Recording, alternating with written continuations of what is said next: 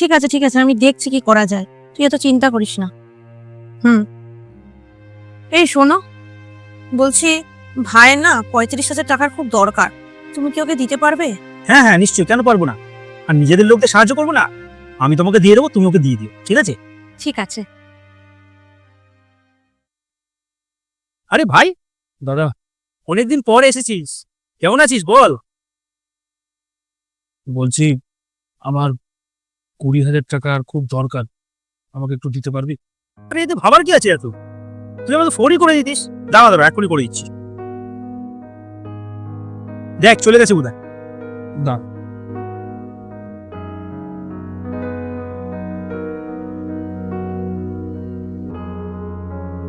হ্যাঁ চলে এসছে। ঠিক আছে দাদা, তাহলে আমার একটু কাজ আছে, আজকে তাহলে উঠি। ঠিক আছে, তোর কাজ আছে বলে তোকে যেতে দিচ্ছি, নেক্সট টাইম যখন আসবি খেয়ে যেতে হবে কিন্তু। ঠিক আছে।